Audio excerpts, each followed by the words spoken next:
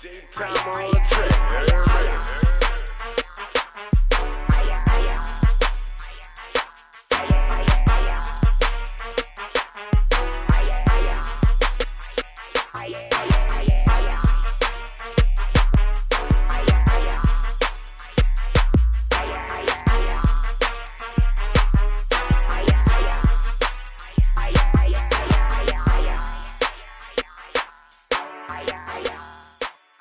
No Rap Cap podcast, man. I'm talking about real raw shit. Can't get this shit over the counter.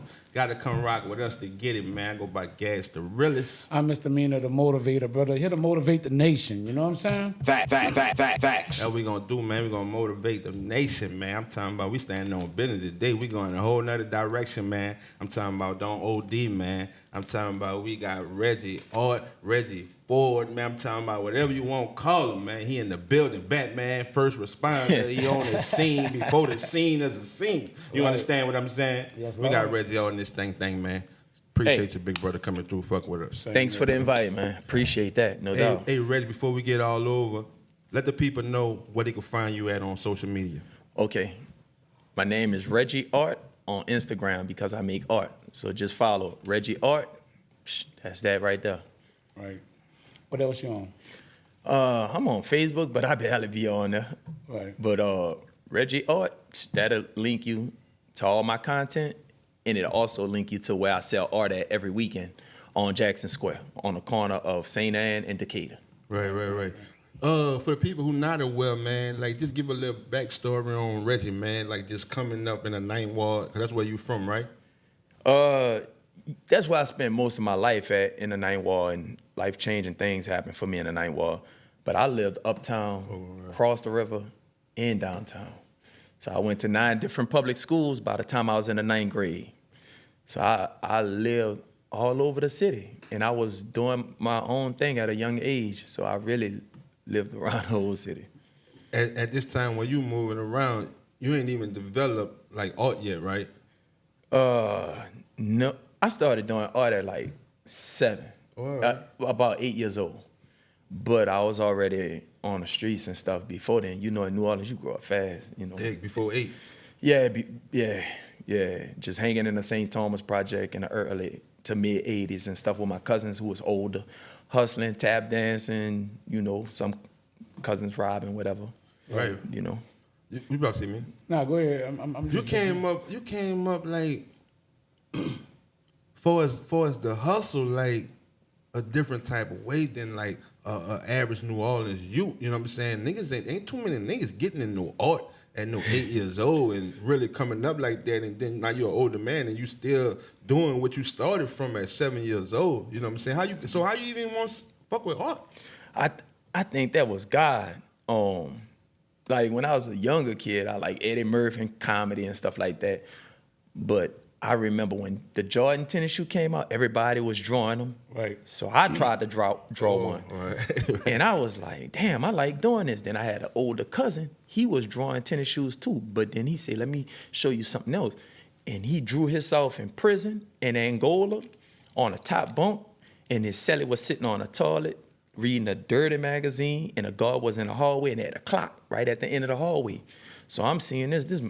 I'm about 7 years old, 6, 7 years old, he's showing me this. And I said, damn, that's cool. And that's what sparked my interest in drawing. The crazy thing is, that's where he ended up.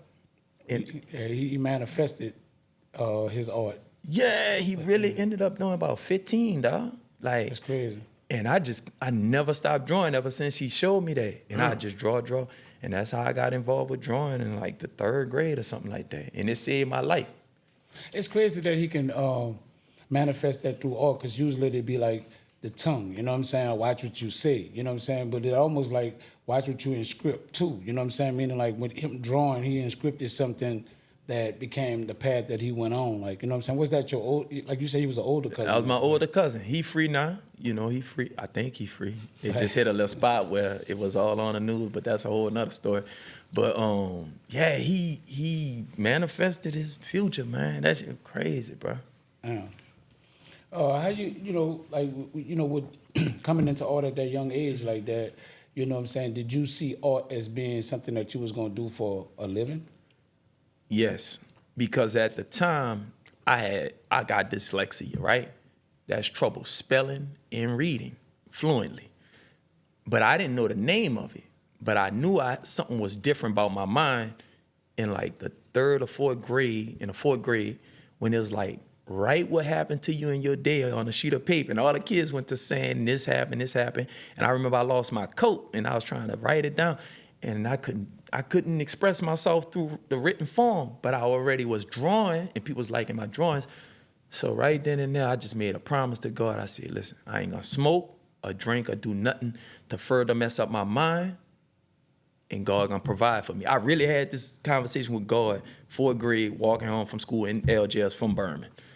And that's when I decided to give my life to making art and not doing nothing that'll change my mind, my perception of reality. You feel me? Yeah, damn. Yeah, something that'll deviate you off for the I course. thought you was of it. atheist. No, I believe in God. I don't necessarily believe the Bible is real. But I do study Buddhism and Muslim religions and all these different religions, Santeria, voodoo, everything.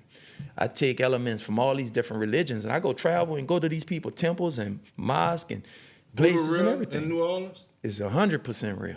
Voodoo real, done.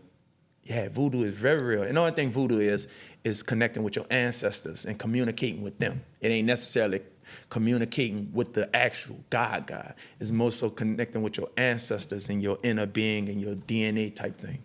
So you ever seen somebody do voodoo or somebody who had voodoo on them? I had people that come to New Orleans trying to get a spell off their friend, and I know some voodoo priests, and I know some voodoo priests that helped me out with some situation, got me out of some trouble. On some voodoo shit? Yeah, I'm dead serious, dog. I was in some bad trouble. Nah, that's some OG shit. He always Somebody was looking for me, dog, Right. and it was bad. Hey, hey, vampires? No vampires, hitters. Demon. Yeah, demons. Yeah, no vampires. Real stuff. That nigga stupid. nah. And she straightened it out for me, dog. She real. So they got, some people get that like misconstrued. They look at voodoo as only being from the bad side of it. They do have a good side to people doing voodoo work, like, right? It was good work for you, at least. It was facts. It was all good until and before it became Americanized. At first it was Voodoo. That's what it's called in Africa. And then it went to Haiti and was Voodoo, and it became voodoo when it got Catholicized, once it got mixed with the Catholic religion. And voodoo, and it became voodoo. That's why I bought you here for that shit. Yeah. Talk that shit, nigga. Yeah. You know what it is. Give us the history. We just cooking. Yeah. We got it slow in the warmer right now. We gonna get into it. We ain't going nowhere. But man, like you said, we walked in this spot and you ain't that shit was just happened that you saw your art in there, you know what I'm saying? And you didn't even know where you was at to see your art. So when you do see it like that, how that shit make you feel? Like, that's crazy. You just walk. That was some organic shit. Right. That was organic. And that was my goal over 20 years ago. To Facts. walk into a strange room I've never been in and see my art. That was my goal. And people ask me, why you don't charge a lot of money for your artwork? All my friends and my peers are millionaires. They're like, why you charge so cheap? I say, I'm not in this for the money. I'm in this just to have my art on somebody's wall. I really just want my art in people's room.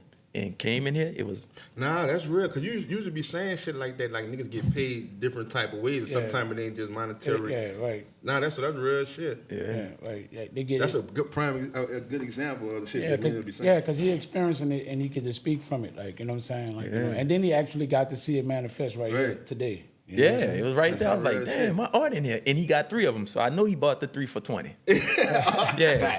Damn, so, I learned that from the dope game, but I put it into the art. Got rich off it.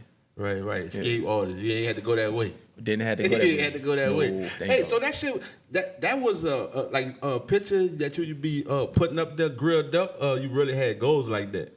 No. I never had goals. I got my friend to put the goals in my mouth. Oh, all right. And if you ever see the Michael Jackson thing with Michael Jackson booting up with the goals in his mouth, man, I composed that meme 15 years ago. It's on T-shirts and everything now. Real shit. Right. So that was like some work that you had kind of previously done. Yeah, I never But got it's not your exact work. It's just a replica of what you've done already, or what you say is the exact work. that Michael Jackson with the No, goals he in said it. that's his That's the exact work. My partner made that meme. Man, it's mad to be like 17 years ago. Nigga supposed to get compensated for that? No.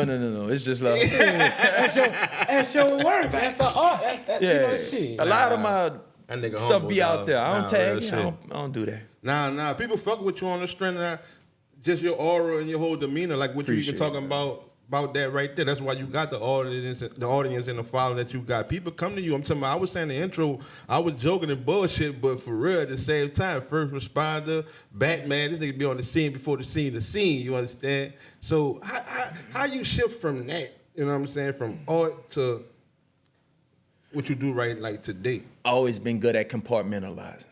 Like, say if I'm in a relationship, me and my old lady, then had a little argument about something. Man, I ain't gonna take that to work with me. I ain't gonna even take that into the next room. I'm be what the next room is. I'm be chilling.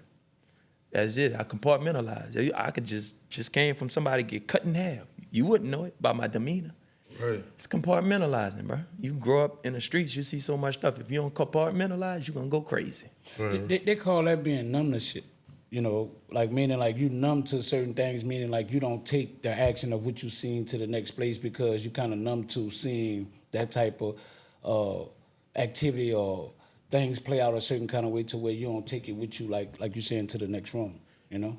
Now there are people who are numb with it, right? Numb to it. They get used to it, whatever. It's more so a spiritual protection I have, right? For that. I know that situation was for that person, whether it was bad or good. And I can't internalize it, like, because it wasn't for me. But I know my death and my pain will come eventually. But that's not mine. Right. That's for God and that family to deal with. And that's how you separate yourself Yeah, from it. yeah. Well, like, for you know the people call you Batman because you know you pop up everywhere. Like when you started doing that, when was the first time that you started doing that, or even get into the politics, or be talking about the city and the taxes and the like? How you get into that from art? I always was multitasking, and I always was on the block, just watching everything, Right. and just trying to set the record straight. Cause I noticed growing up in the '80s, people lie about the way stuff went down, Right, and I'm like, man, that man ain't get popped like that. They lying, but I wouldn't say nothing. I'd tell my little brother, man, people be lying. He'd be like, what you talking about? My friends, people be lying. What you talking about? I said, dog, I be on the spot. I'm listening to all the conversation. Grown-ups be lying. Right. And that's what started. I want to know the truth for myself. Because I know my people been lied That's a to. way to get into it. Yeah. But it's for real. From that's like for 8 years real. old, sitting on the block and hearing people tell a story wrong. Just know that that's not how that went. That's not how that played out at all. That's not how that went. Damn, I would have never thought that's how you got into it. Cause you know how many niggas hear that type of shit And just don't utilize it that way. Yeah, and they just don't even call it out amongst themselves. Oh, that nigga a clown, man, nigga lying shit. No, Yeah, he ain't go like you'll that. brush But that you off, ain't- like- This nigga did something with it. Like that's crucial. How you got into that shit. I just been a deep thinker that's since what's up. I was a kid. Just really thinking, watching how people lie and the emotion, how they be manipulating. And I just wanted to use my knowledge of that for good. See, they got people on different ends of the spectrum. They got an evil version of Reggie that's out there. That's probably a mass murderer, getting in and out of places, or a millionaire. A dabbler. Yeah. But I'm the opposite end. I want to protect the weak. Because I know everybody not born with the level of discernment I have, right? Even when I used to really be getting money off legal hustles, helping my friends in college, I know everybody ain't good at getting money, but he might be talented. So here, dog, here go these 2,000. I hope everything work out for you with your talent. So I always just try and be a protector of people, and I don't like bullies. Where that came from? Where that personality trait in you came from? that Man. When you recognized it? What age? Probably 5. I have a brother that's about 5 years older than me. And he a light-skinned brother. And they used to try and bully him, dog. His name Lemon. He light, Lemon, right? And I'm dark like my mom, my dad light-skinned, right? And he used to pick on him. We lived on Magazine Street, Uptown. They thought he was sweet. He thought he was sweet. They're trying to make lemonade out of him. And me, yeah. So I'm noticing they picking on him. And one dude came to the house to pick on my brother, and my mama said I went round him and punched him right in his eye socket, and he buckled. This dude 5 years older than me. That's a lot when you 5 versus a 10-year-old.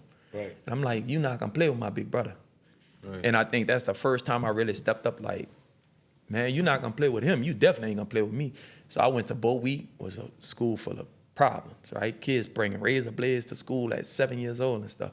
And we used to just fight all day. And, you know, and that's when I noticed I wasn't violent and angry. I just was a protector. Right. That's when I first noticed.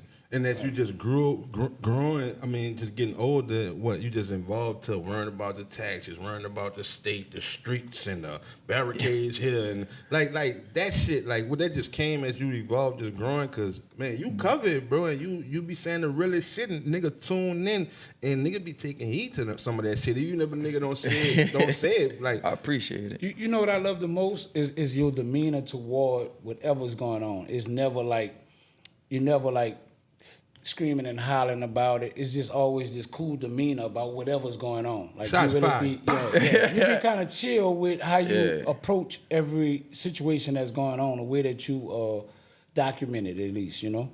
Probably I don't scream and get too over emotionally, probably because the way my brain is chemically, right? Everybody have these natural response. But I grew up around my dad. He not a New Orleanian. My daddy from the sugarcane fields. He damn near was a slave growing up. From walking age to 7, he gave water to the men picking cotton. From 7 to 13, he picked cotton, 9-foot-long cotton bag on his back, and he had to put 100 pounds in there. So I never seen my daddy overreact, scream, and get out of line. My daddy's smooth and calculated, and he just be chilling. And then he never told us about his past and stuff, and you know, his friends would tell me, man, your daddy used to knock people the fuck out. Matter of fact, I used to start trouble so he could knock people out. But he changed once he got a family, and he just cool and smooth like that. I'm like, damn. And I guess that's why I'm so cool and like masculine. I grew up with a real man, dog. My daddy, honorable. I ain't never seen him lying to nobody, playing no games. He ain't bringing no friends here. And that's why I think my demeanor come from. And your just daddy chilling. was really a slave? Damn near, dog. From where? Northern Louisiana, waterproof Louisiana. Oh, that from waterproof? Yeah. From waterproof, his last name Small Ford. town, right. Small town, and that's where a lot of It's black about people. Faraday, huh? It's not too far from there. Chickasaw Parish or something like that. I forgot the name of it. It's about 20 minutes from Natchez on the other side of all that Mississippi. shit. It's not too far. They about 35, Yeah. 45 Niggas minutes. used to be going to jail, one of them jail street, that bitch, I swear to God, used to be wondering, like, how the fuck a nigga cross in Mississippi, and when you cross, you back in Louisiana, and you still to jail, and they was like, damn, how the fuck we went to Mississippi, and we back around that shit. I know we talking about that. It bumps. Another thing, parts of Mississippi is on the other side of the Mississippi River. The entire state of Mississippi is not west of the Mississippi. Some kind of way It's the way it's set up. Right. And it's the way it runs through it too. Yeah, it's a trip. But yeah, my dad a country man. He wasn't no joke. So you was happy when that White Castle burned down? yeah. I thought it was funny. Yeah, I thought you did your shit with that. And when the other one burned down in Chalmette, I was like, cool. I mean, I love architecture and stuff. I renovate houses and redo historical buildings. I could rebuild this whole building from the ground up, even make this table. But when that burned, I'd be like, good. They trying to put that bitch out. That bitch wasn't going out. Oh yeah. That was funny. So doing that type of, that's a word that tongue twist for me, but doing that type of work. Pause. Doing that type of work, you would say that that's a form of art as well, then. Oh yes, indeed. Architect. Yeah. The historical renovations. Yeah. That's pure art. They can't even make some of the flooring and decorative things you see in these houses no more. I tried to replicate something somebody did 100 years ago, and could not come near it. I had to hire this this older guy. He a Creole dude, right? And his family lineage used to dealing with these indigenous woods from this region in these houses, and I paid them like $10,000 to do my floor. I couldn't do it. They knew how to put the wood together and dye it the right color and drop the nail. Dog, that's art, bro. We losing a lot of them people too. Right. Yeah. They don't save it. And so what's going on with the Lincoln Beach? Because I know you was the person who. That's how I first come across you. Matter of fact, like that's where your name first came on my radar at when from Lincoln Beach. Yeah, the Lincoln Beach thing, bro. That's deep right there.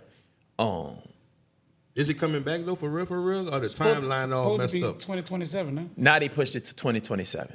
The reason, in my opinion, why they delaying it goes against the national agenda with gentrification. It goes against displacing black people. It goes against them devaluing black homes and stuff. If Lincoln Beach get built in the time frame we could have got it built in, that neighborhood, which is 95% black, home ownership would have shot up. Once it opened, the home values would have went up at least $40,000. Right. Imagine $40,000 of equity going into your house, and your house only worth about 120, or 65, whatever. Bro, you could borrow against that and start a business. You could borrow against that, send your child to college, Right. or you could sell it and cash in, or whatever. That's the main way they destabilize black homes, through black home ownership or the price of homes and stuff. If we get Lincoln Beach open, all those black people are rich overnight. A whole community, not to mention the amount of money that's gonna come pouring in there from tourism. Right. It changes everything. And what they want is those houses to be devalued, crime-ridden neighborhoods devalued, so they could buy them cheap. Right, and then they And can then make be it, the and ones- then make it what they want out of it, and then bring Lincoln Beach back. Yes. For white people. We beat them to the punch.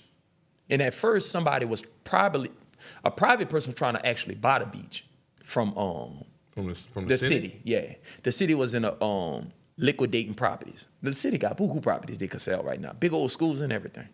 Yeah, you know, just let you know. Yeah. Holler at a council person. But Lincoln Beach was one of the 7 main blighted properties that was highlighted. And it started off with assessment. So when the mayor got in office, she wanted to assess how much all 7 of these properties was worth. One of the properties was worth probably about $600 million. One of the properties? Yeah, the Navy base. The Navy base The was, one in the Ninth Ward? yeah, the city was gifted that from the federal government. Once the federal government shrunk and started closing down their military bases, they gave that big ass property to the city of New Orleans. They had apartments in there, theaters, I saw that. parking, everything. Not the Berries, huh? No, before that. On it's Poland, like, it's it's in- like, on it's Poland and more like Charles. it's in the marinade, like In the area, Bywater. Bywater area. On Poland. My bad, Bywater. Yeah. Yeah, it's on the industrial canal. Yeah. It's a Right. facility. It's It's big, It was yeah. beautiful. And they ain't doing nothing with it right now? Fence around. They gave it to this guy who died in a mysterious car crash a few months ago. They gave it to him, and he had a 99-year lease on it, and he was supposed to develop it, but he died, and now his sons got it, and now his sons about to get it. It's about to get developed. They're gonna have affordable housing in it and everything. So that was one of the 7 properties that they had to see how much it was worth. I can't let you just pass that up by saying they gave it to him. Like you know, how somebody just gives somebody that type of real estate? Was it connected? Is it family? Is like, you know? I'm pretty sure he may have been a campaign donor or something like that. Oh, so I'm not saying he was. I'm saying, but he's like he have to be a person of some type of richness. Like he have some type of Oh money. yeah, he's wealthy. Yeah, Yeah, he's so- multi-millionaire. Yeah. So they'll give certain properties to a multi-millionaire so they could get it in commerce, so the city could start making property taxes off of it, Right. instead of just sitting vacant. Everything's about taxes. Right. It's really like you could get everything funded through some type of tax source. You just got to know where the money at. And I knew where the money was to fund the redevelopment of Lincoln Beach. I knew it. Then I was trying to tell everybody, and they thought I was tripping. And I said, bro, they got $500 million of money out there, and half of it is for fixing up parks and libraries and stuff like that. I said, this Lincoln Beach property qualified for it. Sage was already out there cleaning up, but they was trying to figure out how to get it. I said, bro, you're not gonna be able to crowdsource and get millions of dollars to get it fixed up. I said, the most powerful thing you could do is get your tax dollars into it and get it open and have it controlled by the city, which is controlled by the taxpayers. So everything on it gotta go through checks and balances. Right. So yeah, that's why Lincoln Beach so powerful is simple, but it's deep And it's crazy. The politicians and people know how important it is more than the people that live in the neighborhood. But do they see you and hear you? They hear me, but for some reason they don't be understanding So that. they really, how you know they hear you and see you? They make remarks and they respond to some of the shit that you say or something? When I walk in the East, everybody know me. They be like, No, that's I'm Reggie. talking about like the officials, like the Oh, like, yeah, I'm talking about the politicians? Yeah, they know like, him. Because they sent the millions of dollars. They not like gonna. when you talking on Instagram, you talking on the podcast and you about popping your shit about whatever you talking about. Is they seeing you? Is they seeing you and hearing your voice? Yep. And I know they seen me and was hearing my voice when I went to Lincoln Beach and I rented my own bulldozers and got them back there Oh, all right. and did work it would normally take them 2 weeks to do. I did it in 3 days with my own crew, my own money. And that's when my phone started ringing. Right, because I saw that they had like a lot of Mexicans and people that was kind of going back there, you know, setting shop up, like having like it was almost like it was becoming their beach for a minute, like because they was going back there, kind of really using the spot for. But that was after he cleaned it, though. Yeah, like once it was cleaned or whatever. More came after we cleaned it, but the Hispanics had been back there Before you. 8 years before then. They had been back there.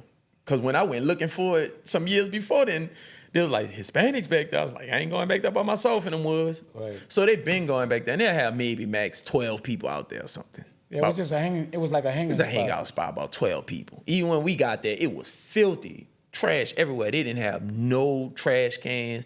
The Hispanics was burying the trash, burning it. I was like, what? Man, we went back there and cleaned all that stuff up. What happened to make them shut that down? Because I remember they used to have the rides and everything back there. What happened to a level where they just said we're not gonna utilize this spot no more? Okay, the real history of it is black soldiers needed somewhere to swim, and they didn't want the white soldiers swimming with the black soldiers. So they made Lincoln Beach for black soldiers. Historians don't even know this information. We found it out through old news articles and the historian. Black brothers used to go back there and swim and enjoy the bathhouses and stuff. And then the black soldiers was like, our people need their own beach. Because at that time, white people had Pontchartrain Beach already. Yeah. And we ain't had nothing. But Seabrook, people getting swept away and sucked in sinkholes and dying. So them black soldiers said, instead of just soldiers being able to come in, we want our families to come. Then they put $1 million into Lincoln Beach back in 1955. And that's when in 1955 to 1965, they fixed it up and all the famous people, Fats Domino's and Nat King Cole and all them was back there. So they had bumper cars, roller coasters, Ferragamo, everything. And that's how it became. The reason why it ended, Hurricane Betsy. At first I thought it ended because of desegregation, when they ended separate but equal. So they say, all right, you legally could go to the white people beach. Y'all don't need this beach no more.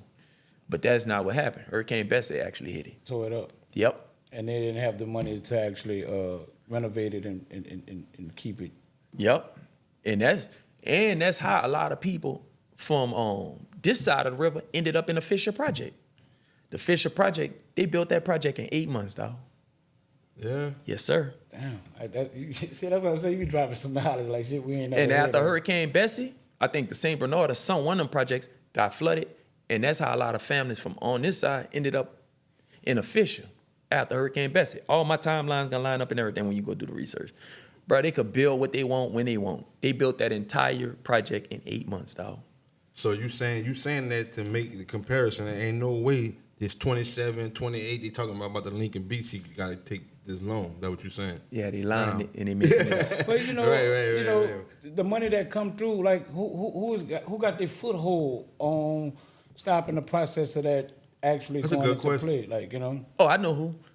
We had a project manager named Sharon. All right, white lady. They put a white lady over Lincoln Beach project. Her master's her degree was in like communication or something. No Not qualified. engineering, Right. nothing, not qualified. They're not qualified. So I knew she wasn't the right person for the job. I was the first person the politicians called in to the office to talk to about the project. So what you saying is that lady Sharon, she got the right to say yeah or no. She could say that bitch a go. She got that much power. That's who it's all along to open it up. She have the power to get the designers and engineers and facilitate those type of things. And the thing that let me know that she wasn't qualified for getting it open in an efficient way is when they called me into a meeting. This was like 4 years ago. And they had to do an assessment before they do anything, where they'll go on a piece of land and be like, how big it is, how many trees on it, do they have anything in the water, what's in the soil, that type of thing, right? And in this assessment of all these different things I named, trees, water, structures, land elevations, whatever, that's 4 different departments. So I told her, why the assessment of this 7 acres taking a year? It shouldn't take 1 year to assess only 7 acres of land. I said, can't you overlap the assessors, have the water guy working in the water, the land guy working on the land, the tree guy working by the trees, and they could all do the same job at the same time, and you could do it all in 3 months? She said, yes. I say, why don't you do it? What's the problem? She said, what's the rush? That's when I knew you ain't qualified. People dying on the other side in Littlewood. The children need this. Every summer, a child not back here, he doing something else. Yeah, but when the agenda is bigger than what you're trying to push to get done, meaning the agenda of like, we want this land to be bought out, we want to gentrify this whole area and put it the way we want it to be, that's why what's the rush? Yep. You know, let it tear itself down a little bit more so that we can come in and do the things that we need to be done to get what we want out of it, not exactly what you might want or see as getting it done, you know? I know, and like you said, we started this shit saying, like, do they be hearing your voice? And we know that, like, from seeing it, and you say, like, they call you in for a meeting and shit, but sometimes do it feel like get discouraged and, like, man, just giving up, because, like, man, this shit ain't working. We ain't getting nowhere. Or you feel like nigga progressing with this shit. Man, I ain't never giving up till I'm dead. It just ain't in me. Ain't no day I ever woke up feeling like I can't do this shit. Every time I wake up, I'm like, I'm about to do this shit. Right. Real shit.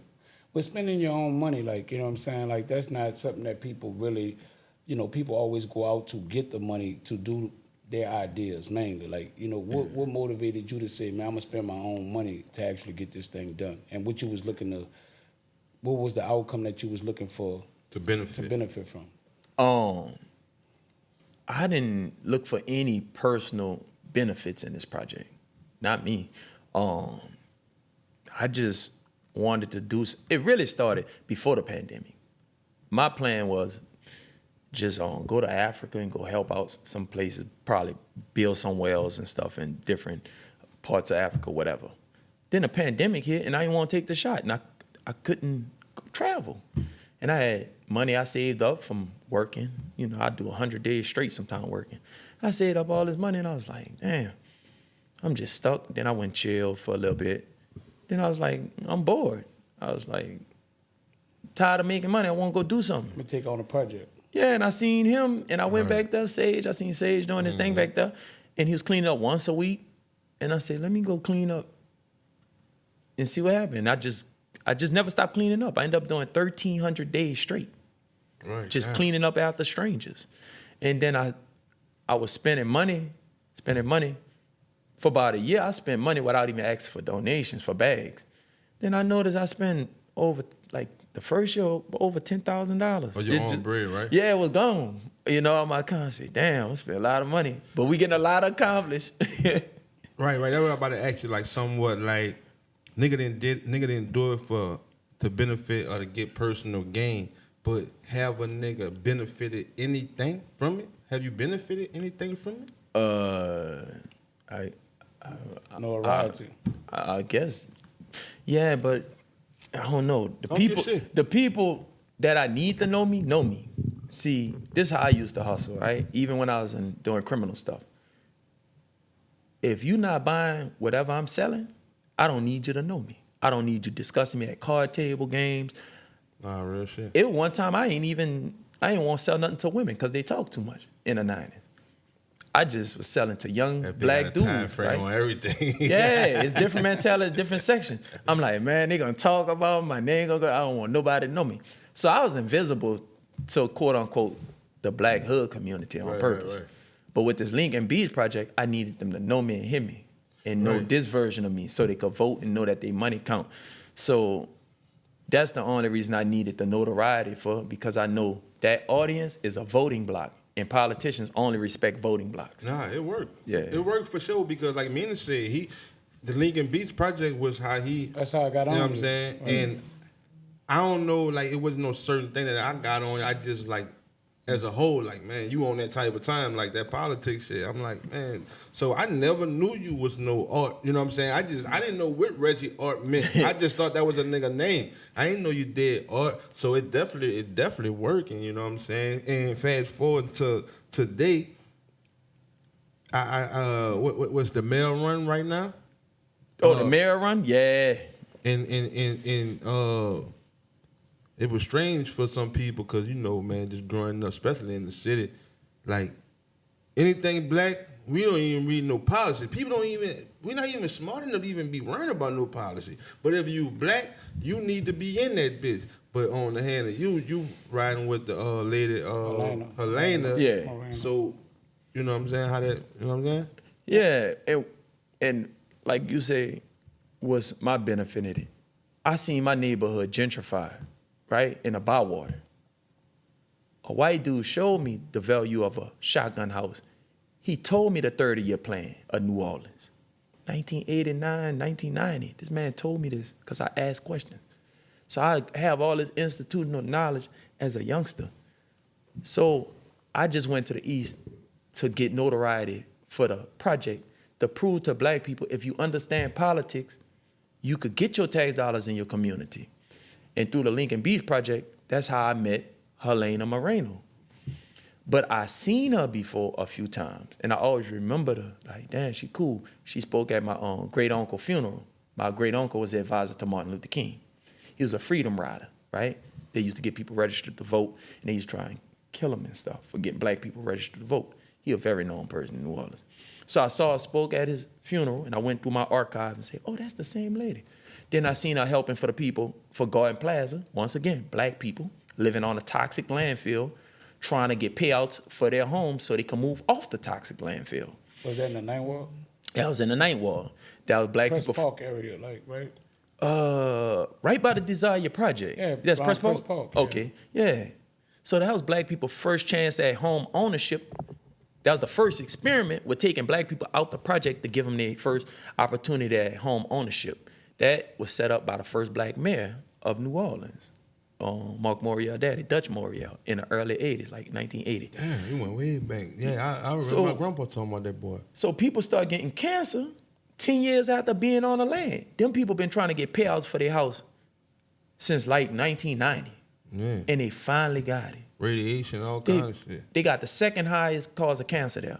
So I've seen Helena working hard, bruh, trying to help these people, listening to them, coming out from a council desk and walking around, kneeling on her knees, talking to these old black ladies, telling them she gonna do this, what you need me to do that. And I watched her deliver on all that. So you see, so basically, like you seeing how it works already in action. Right. So that's why you want Wu for the election. I get seen it. her works in action, and I seen Lincoln Beach get pushed to the side by black politicians. Right. So Even by Oliver Thomas, is in his district, and him not answering his phone calls and stuff. And that's how me and her met. You know, because I waited 4 weeks for just a phone call from him to be like, from yo, Oliver Thomas. yeah, I called his office. Like, say, bro, we got to have a financial meeting. The money funny on this project, and $5 million got moved somewhere. And I knew it moved, and I had the receipts to it, and everybody who signed off on it. And they never called me back. And she the one that hit me back after JD told her, man, Reggie looking for that money on that Lincoln Beach project is messed up. Talk to him. And she talked to me. She sit me down in her office, and we went through all the paperwork. She got it right, and what was missing, she made sure it came back, and made more came on top of it, and allocated all the money to the project so nobody can move it or take it again. You saw this work, so yeah. So look, check this out. Like, all right, who the candidates is Right now, for the mayor? I'm on. they got Arthur Hunter. Arthur He Hunter. was like a judge, NOPD person, whatever. They got Oliver Thomas. and they got Helena Moreno. That's- That's so- the top 3 people. All right, so that's all we want. That's all we need to know or want to talk about right now, yeah. right? So the shit that you say about Helena, because I won't go through them 3 people you just named. Yeah. But the shit that you say about Helena, you was more like telling the nigga the pros about Helena, like, because everybody say it's pros and cons to everything. That's right. So what's the cons with Helena? I ain't find none yet. And I went all the way back to 2009 when she was on the state legislature and looked at everything she voted yes and no on. So that's It's an entire thing. You could read everything she voted on since she been in office in 2009. And then you could go to the council meetings, which are public information, and you could see all the things she voted yes or no on too. All the legislation, this all public knowledge. You just got to stay up all night and read it. Right. I have not found nothing. Even the thing they try and bring up with her having an accident and somebody dying in an accident, the person caused the accident. It ain't even her fault. And she wasn't drunk or nothing. Dog. she had an accident and somebody died? Somebody else ran into her and killed their passenger. And just because she's in Just 'cause her name- politicians, She was the driver? they wanted to blow the She story up. wasn't even a politician at the time. She was a news person. Okay. But when she ran for city council the first time, They they tried to use do that it. against her, Yeah, yeah. and even the family came out and said, she had nothing to do with my loved one dying. The driver had something to do with that. You did? And I went and looked through it or whatever, and, I say, damn, she ain't nothing. They, with the alcohol test, no alcohol, no nothing. So that ain't a true statement? Is the pros and cons to everything? I won't say it's not a true statement. I said I did a deep dive and I ain't find nothing messed up. Right. And the other people, I don't even gotta do a deep dive. Well, it's messed up. Well, let's move- Personally in. Well, let's move Yeah, on. Let's it's move on the surface. All right, Yes. let's move on to the next person. Who the next person is? Oliver. Olive. All right. We talk about the pros first.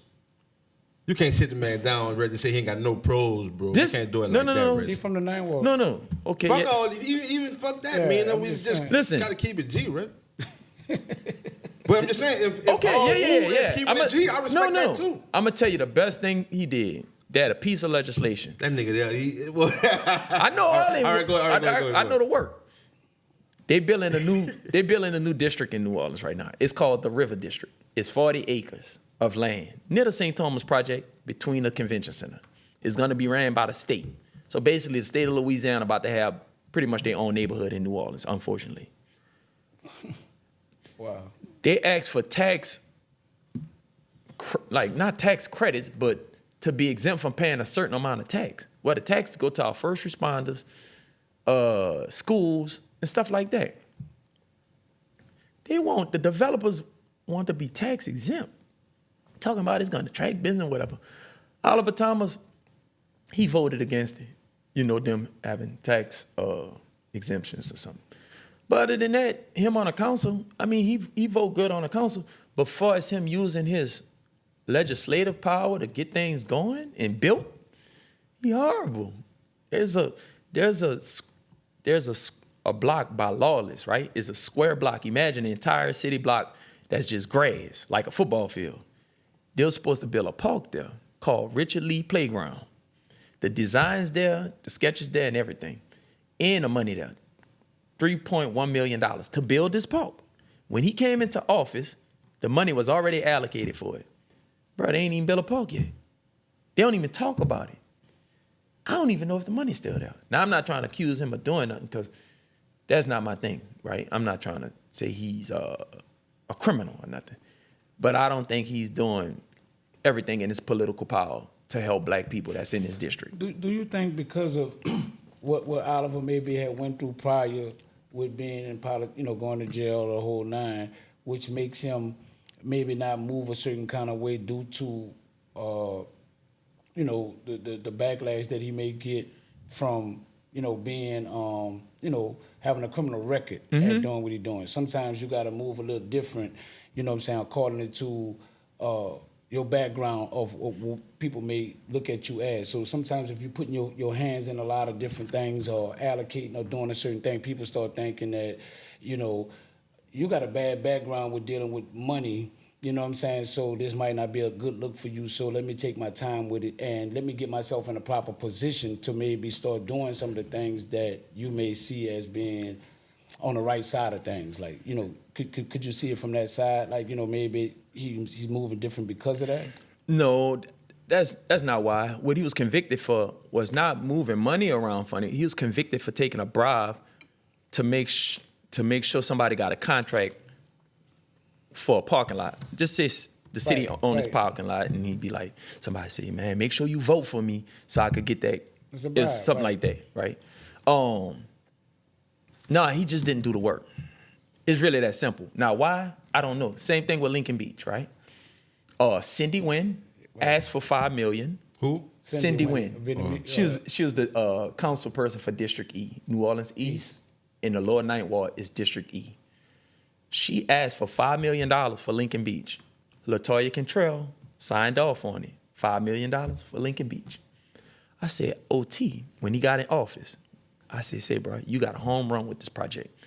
I said, ask for $5 million more because we don't got enough money right now. Ask for $5 million. I say, but you can't really ask for about $20 million because nobody not really asking for none of this money for some reason. I know where all the money is. You said they had 500. They had 500 million. Yeah, 500 million. Yeah, they had 500 million and 250 was for projects like that. So they had 250 million. If you break it up 5 ways, that's 50 million for each district. His district had already just asked for 11. Just say his district had already asked for 11 million of 50. I said, man, just ask for about 5 more. You really could ask for about 20, but ask for just 5. Just match what she asked for. Reg, I'm gonna ask for more than that. I said, great. Then I went to him, I said, you sent a bond request in for the $5 million or however much you said you was gonna ask for? Oh, no, not yet. Asked him third meeting. Yo, you asked for it? Oh, not yet. I got to the third meeting or something. He was just like, all right, I'm gonna ask for it. Then I say, bro, October coming in, the budget's about to go in. I have not seen a receipt for your request for a $5 million bond or above. Where the money at, bro? Did you ask for? Oh, that's what you meant. My bad. I'm about to go put it in right now. So he went and asked for the money. Guess how much this man asked for, dog? 5. Nope. 1.2. 3.1. 3.1. Wait, They probably gave him that ease, huh? Man, he went and got $10 million for his cousin.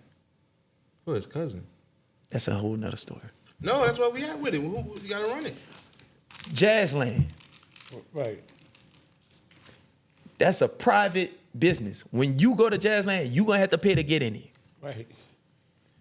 That man went and had a private meeting with the mayor and asked for $10 million and got it for demolition. Now, this is all legal. I'm not saying it's illegal, but he used his political power, position yeah, right. and pulled with the mayor because they jammed, right?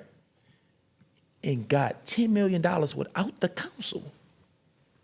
So asking for 5 or above was a walk in the park. But he saved his favors for what he wanted to save his favors for. That's politics, though, right? That's wrong. I know, but it's politics. Like, that's the nature of how politics. That's why I never really get into politics like that, because I call it a politricks. You know what I'm saying? For the most part. You know what I'm saying? Because they don't actually, you know, do what they say they're going to do without their back being scratched by somebody that they, you know, in cahoots with. You know what I'm saying? Like, that's been the run with politicians since it started, that I know of. This I'm was just being on. honest, like, I'm just saying, isn't that that's how politics usually work, right? That's how it usually works. It didn't work like that when I went to. Keep it G, right? It didn't work like that when we went to Helena. Helena found the money and put more money on top of it, and she ain't even from the hood or black. She might not have those relationships. He vouching for it. What relationships? I'm saying those relationships with a cousin and stuff like that. Actually, you know? Sometimes when you got a cousin, you be like, you know. No. If Helena had a cousin that was going for something, she might have threw her. Get right, man. No. Huh, son? Actually, You're right. she was Give me a kickback. at a worse advantage by not having a good relationship. Got something from Atlanta. No. How much you got from Atlanta? 0. I don't take no money from nobody. Yeah, when he because takes- I like to trip out on people when they do wrong. Right. Me and you could be good friends and stuff. If you do something to a little kid or something, I'm gonna go off on you, dog. Right. And you gonna just have to beat me up or kill me or something. I'm just straight up. I'm gonna protect the weak. And right now, the weak is the poor black community. Right. What about who? So who the third? Who was? Huh? Who the third dude is? Arthur Hunter. Arthur Hunter. Now you got the pros and cons about Arthur Hunter. He wear No a nice, pros? He wear a nice suit. He's clean. No pro- Everybody say great things about him. Oh, that's the He was pros. a good judge. Oh, all right. He had good programs for people when they get released from jail. He sound like the man then, huh? Sound great, right? But that's the judicial side. That's the justice system. And we need those things. But a mayor, that's broader than that, bro. That's energy. That's This water, this plumbing. water, plumbing, man, agriculture, Right. tourism, Tourism, right. business, music, culture. Not only that, no knock to my brother, but I didn't see him as a civilian at none of them marches, protests, or council meetings where we had to talk and advocate for black people. So he's strong on the judicial side. Yeah. So is the other candidate strong on the judicial side? As far as getting people prosecuted and stuff like that. I'm saying for like what you're saying, like how The he same coming. thing that he hold. Do they hold any weight on that side as well? Cause that's a big part of. I understand all that other shit, but that, Well, that if gotta be in there. if he be mayor, he can't do nothing on the judicial side. Only thing he could do is elect the police chief, and probably have a relationship with the district attorney or something to that nature. So the two just really not lined up with each other. So Helena got so many years in a city and working in a community. She don't have to learn on a job. She already doing it. She done been back in the Willows like 3 times. You know the Willows? Mm-hmm. That's the worst apartment complex in the East. Yeah, the Willows. Who the mayor had ran against when she got elected? Byron Cole.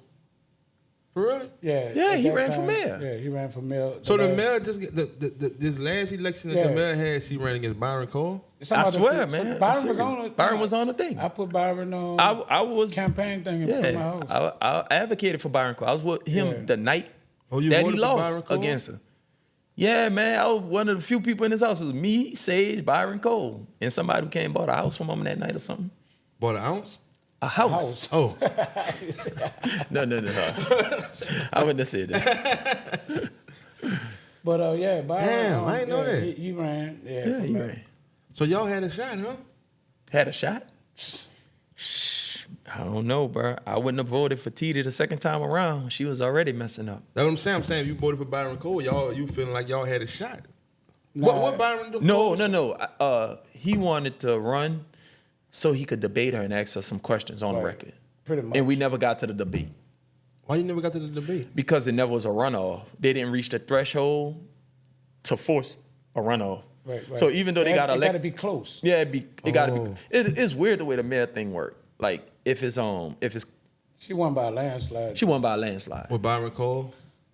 against Byron Cole. Right. Yeah. Damn. I ain't know that shit, man. Who else was on a candidate at that time? Man, they had about 9 different people, Yeah. and none of them ain't even in New Orleans no more. So how you and Byron Cole wind up? If you was on his yeah. political party side. You was a Well, candidate. it just started off advocating I mean. from the start. He just took shots at me and stuff, and I didn't even know who he was. I was like, "Who this dude is talking to me, talking about me in this way?" And then I found out who he was, and then I think some time went by, and he asked me to endorse him, and he wanted me to meet him at his house and stuff. After he asked me to endorse him, and I told chick I was dealing with at the time, I said, look, babe, just remember this. I'm about to go to Byron Cole house, but I think he gonna flip on me later on because he have a tendency of flipping on everybody he collaborate with. I said, I'm gonna watch everything I see around him, and I'm not gonna let him know me personally. I'm gonna just see what I could do for him. And sure enough, that what happened. That's why on Mad Day, he don't be having nothing on me because I already know his tendencies. But yeah, man, So he just flipped on you?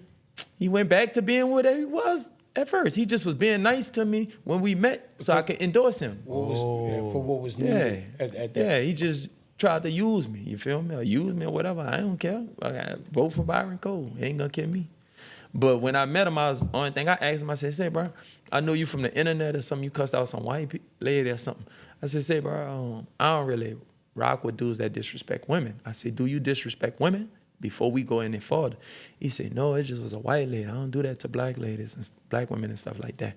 I said, all right, dog, we gonna be straight then, because I don't really do all that. Do Byron Cole stand for something that you like stand for too? Hell yeah, a lot of stuff he stand for that I stand for. His biggest problem is, though, he get in a pissing contest with people that's doing the same kind of work he do.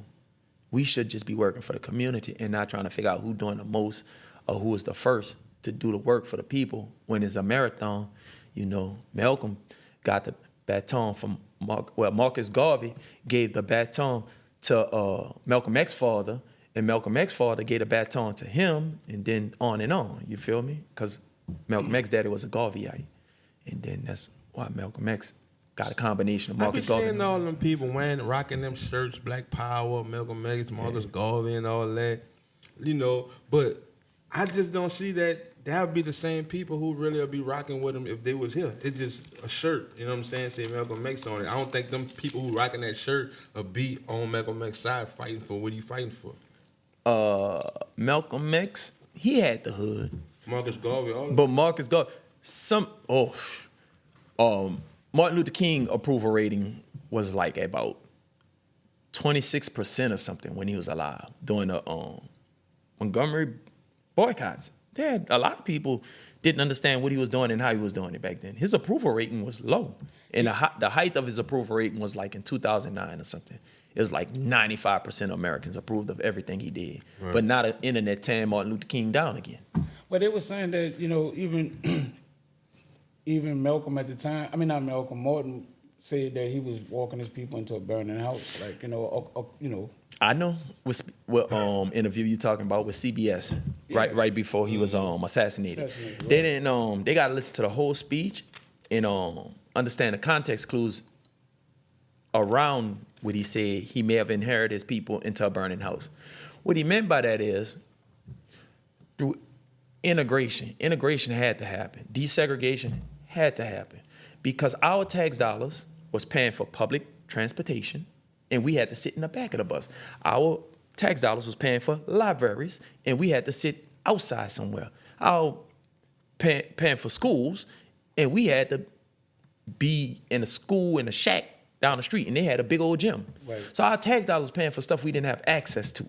Right. So that's what segregation was about. People trying to flip it like we trying to be around white people and all this stuff. They playing with the history, dog, and it's disrespectful. But the thing, what you were saying about Martin Luther King? I lost my train of thought. I was just talking about the burning house. That's right. So what he meant by that is he brought black people into this burning house, which is America. They got cars, food, industrialization, cocaine. They got pros and cons. But he brought them in there without any instructions. Black people went into this big America burning house and sit down, start snorting the coke, doing the drugs, popping the pills, start indulging, fucking the hoes, and burn down with the house. They were supposed to go in that bitch, take the gold bars, the knowledge that was stolen, and all the important stuff, and leave that bitch. That's what he was talking about. And you could go listen to the speech again after I said this, and it gonna reveal itself to you.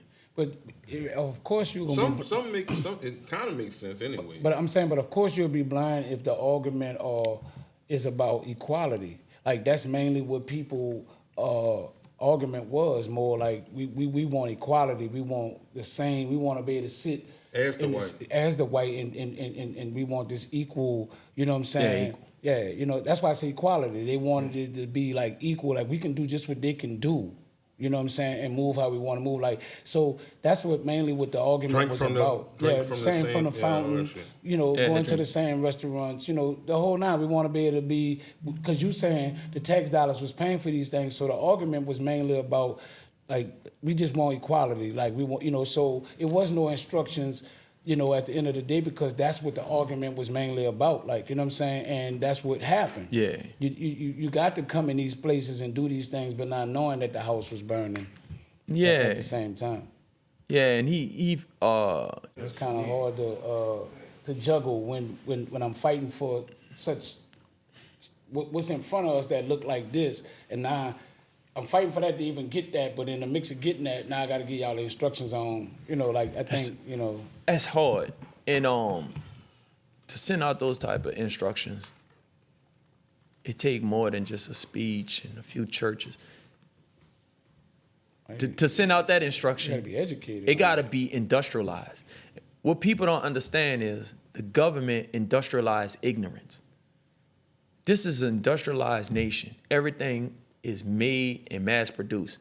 Industrialization of ignorance could be through the music, through the airwaves, where every time you turn your phone on, they sending me NBA Youngboy instead of a Roots concert. Or they sending me something on how to shoot somebody instead of how to fix a house. The algorithm is tricked out to where they industrialize things that's gonna hurt black folk and continue to make them money off our talents. Now I believe that as you know, that's what a motherfucker propaganda. see. That's for exactly sure. what it is. But I gotta cover this before we get out. This Yeah, bitch, my Reggie. bad, The jail breakout. Who get the most blame for that? If Reggie from all the shit that Reggie know, like I just want Soul to start off like that. Who get the most blame for that? Man, after filing Justin Page and Paul Unola, he been saying the sheriff department was in shambles and mismanaged. I blame the sheriff's department. The management, the way it's ran. It's no way somebody's supposed to be able to work on a door that long and pull it open. And everybody know across the nation those doors are faulty. Anybody that do any time, I talk to my partners that do jail time, federal, state, all over the country. They told me, man, them doors been like that for about 20 years. He knew exactly what door that was. That's a new jail though, huh? It's a new jail, old door. Think so? Well, this is how government contracts work. They may not put the most modern door in there. They won't sell all them doors. Nah, and it may really? cost $1,000, they charge them $10,000 for the same door. It's like they've been jumping them doors off track and doing that in different jails. But the difference was nobody was there to watch. They could have gutted somebody in there. Well, you saw the latest news that Macy, what is his name, Antoine Macy? Yeah. Massey or whatever. Yeah, Antoine Massey. Yeah, he said that he didn't break out of jail, he was let out of jail. That's what he said.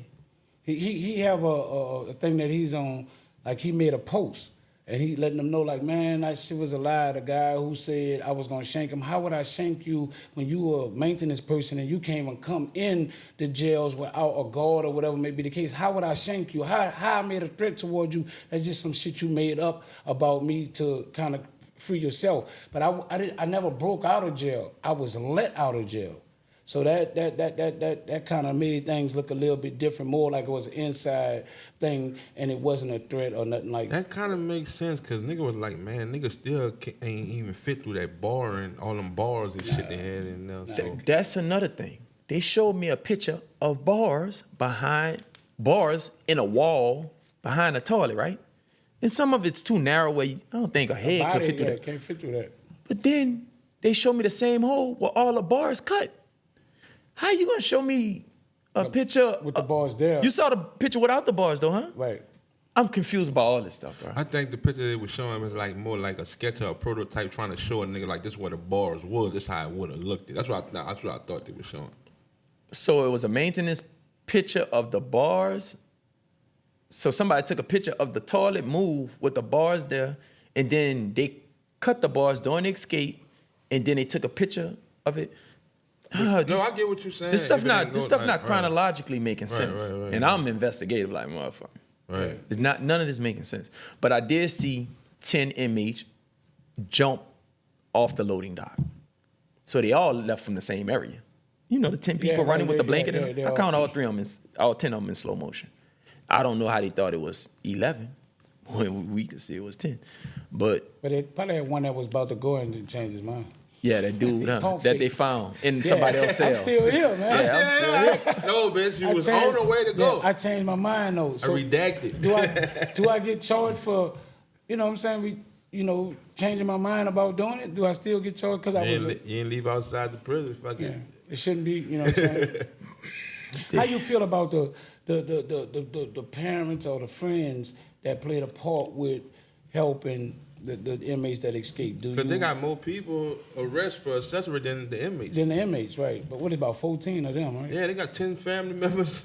Like, I don't understand it. Do you kind of understand the side of a parent or loved one to their people, like meaning like, damn, like, you know what I'm saying, you calling me for help, like, you know what I'm saying, I ain't directly asking you to do this, but, you know, to reach out to me. But since you reached out to me and you being my cousin or a relative or a friend of mine, like, how do I just turn you off because of what's could happen? You know what I'm saying? Like, do you kind of like have any empathy or sympathy for the family members that assisted in helping in any form or fashion? I don't think nonviolent so-called criminals should be even arrested or put in jail. So I think they all should be free.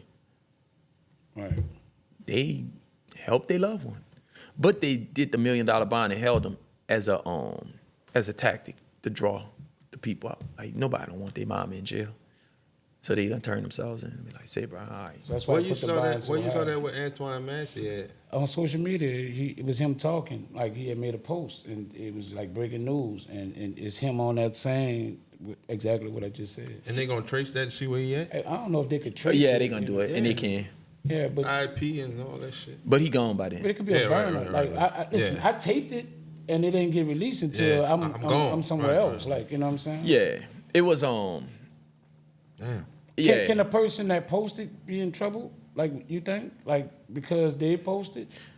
what the FBI gonna do is that video was a recording of a cell phone, so they're trying to be deceptive on. Nah, I get it. Yeah. The IP and all that. Yeah. Trace. Nah, I get it. And then it got uploaded, and we got inboxed and told to let the public see it.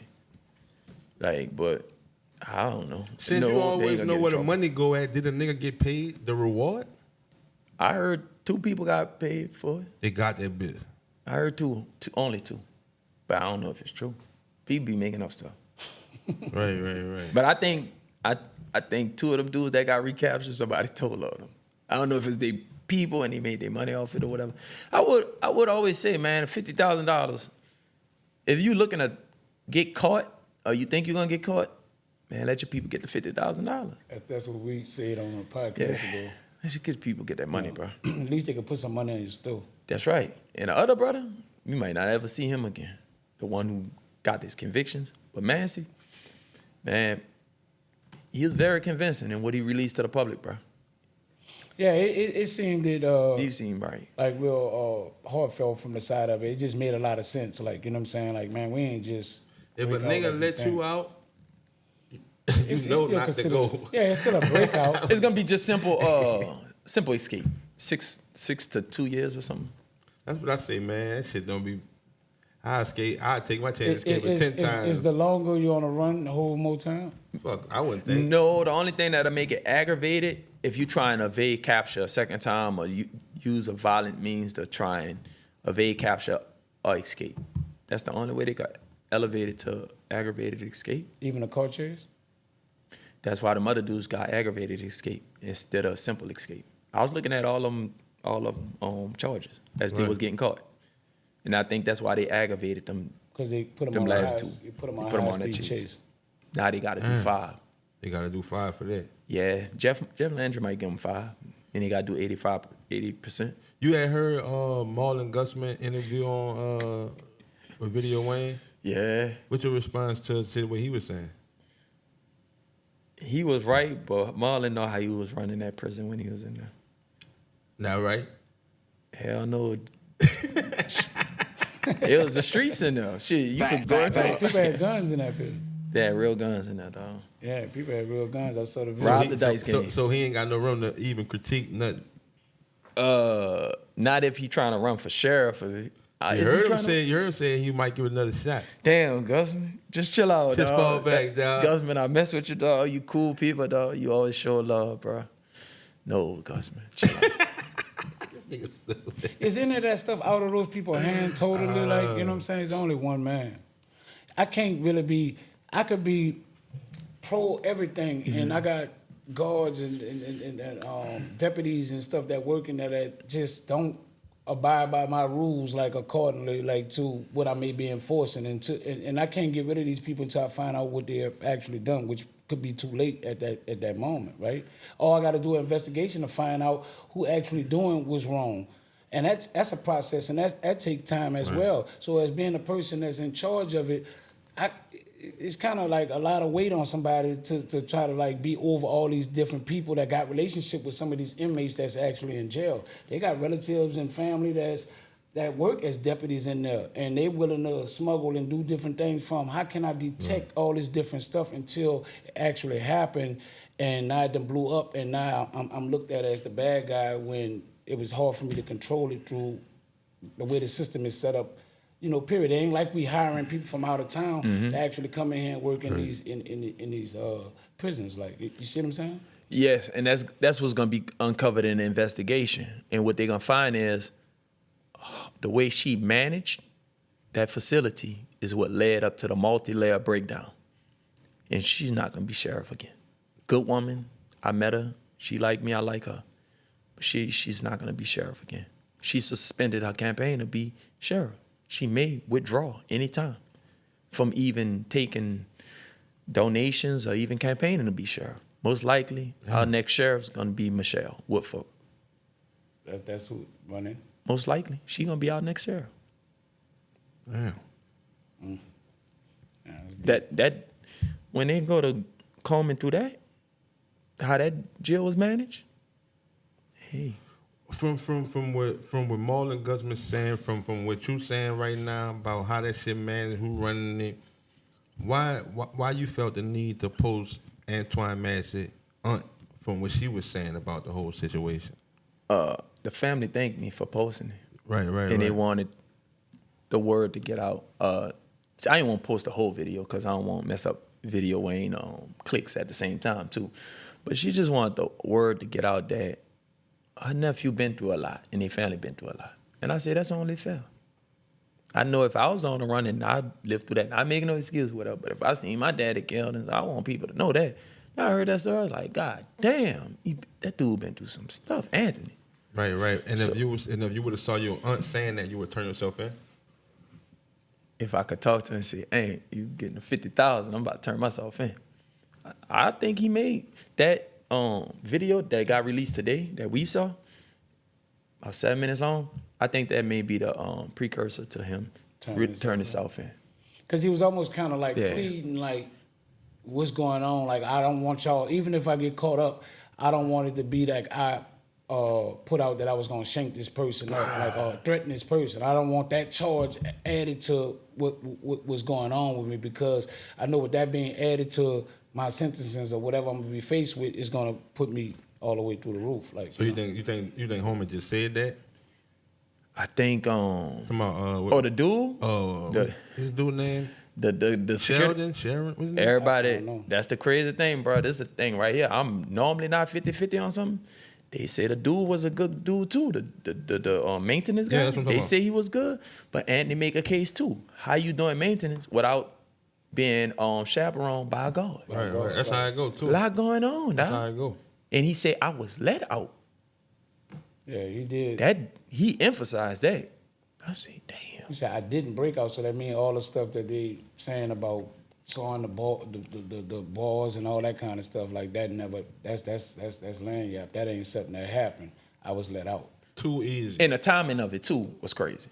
The jail, all right, they got a consent decree where the prisons got to abide by certain federal guidelines, and they got to have a certain amount of beds for mentally disturbed people. Basically, they got crazy people next to regular people in jail right now, and they getting beat up by the inmates for humming all night, pulling on themselves, whatever. The inmates beating them up and all this shit be happening. So they need their own separate cells. They supposed to be building this glass house, basically glass rooms you could look in. And they asking for the money right now. They gonna get all the money they want now because of this breakout. So some things are allowed for a multi-million-dollar project. Wow. I need the public to keep that in mind. That's deep. That's deep. That's real. Like, I didn't even look at it from that for real, perspective. for real. Because I didn't know that was in the making, and I'm glad you broke that down, because that kind of opened your mind up to being like, hey, maybe they was let out. And I know this because some of our money went to facilitate the design of that building. You not equipped to run for nothing? He running. He running, he just ain't running. He ain't running in the face, huh? He ain't running this time. There's a little bit more stuff that's got to go into play, but he's gonna be. You one of equipped those to run? candidates. Not right now, but I will. Right. In the future, you running? In the future, I think I will. What's the chances you think you gonna win? I could win a council seat like it ain't nothing. I get votes from white and black people. Male too? That's gonna be hard. Why you think so? You really understand this? I do understand it. Byron Cole had a better shot than you. Then, is that what you saying? No, Byron Cole admittedly said I would have a better shot than him at mayor. That's what he said on election night when he lost. He said you should have ran, and that was almost 4 years ago. Should have run, dog. I get votes from uptown and downtown. You know what I mean? Should have run. What's the pros and cons of you? Pros and cons of me. Fact. The best question of the podcast. We're gonna end it with this. Give us the pros of you first. Pros first. The pros, I'm gonna work. I work all night long. I even make a mobile office so I could go to certain neighborhoods, do the paperwork, do everything right there. That's what you gonna put on your bill, man. I work all night long. Go get a bubble hall. That's effective. That's like Yeah. I'm here. I'm on a job. I'm moving around. I'm there. I'm there. That's important. We'll set up right in your hood. Yeah, that's For sure, important. for sure. That's big. We can come into my office right now. My office here. You don't have to I'm come to coming City to Hall. you. right. Yes. I'm for the people for real. For the people for real. And what's the cons? The cons probably be like. You can't say the cons. I don't have no. You ain't gonna win. You say the cons right No. now. I don't think enough business connects right now. I mean, I do stuff for Fortune 500 companies that come to New Orleans and spend money with New Orleans, and when they come here, Microsoft, Prudential, whoever, all these big companies. They outside they of New know. Orleans. Though. Oh, you gotta have that But move right there for the them type of them connections. That's Yeah, the endorsements. I gotta have the understandings of how they moving so I don't get played, right? I know the streets, I know the people, and I know houses and stuff like that. But I need to know the business community so I can know who and how to regulate certain people. Because certain people you can already play got you. somebody on your The team. shakers and the movers. Yeah. You know I already know who the perfect person gonna be, who to ride with, who got the business. I need shit. an OG person. You already got him. Then when I Yeah. say it, you're gonna be like, oh, you're right. Larry Monroe? No. He young. I need somebody in their 60s. He's young too, but this nigga I'm talking Yeah, about. Larry still- be I for ain't sure. talking about Larry though. Who you think I'm talking about? There's probably some old Creole dude or something. Sydney. Sydney not Sydney young. Torres? Sydney not Sydney. young though. Yeah, Sydney. I don't know you. I don't know Sydney, all that. Sydney got some age on him. That's why I say Me and he- Sydney he- jam tight. I know. We Yeah. tight. That'd be the perfect. Yeah, I Sydney, think. that'd be a good person. That's- But that's- I need a older black person too. That's And who would be that candidate? If you had to, say that's what I need on my team, who would that be? I had to sit down and think about it. But You going back with Byron Cole with him? Byron Cole. Byron Cole got institutional knowledge. That's for sure. He's smart. I don't know. Dude's smart. Right.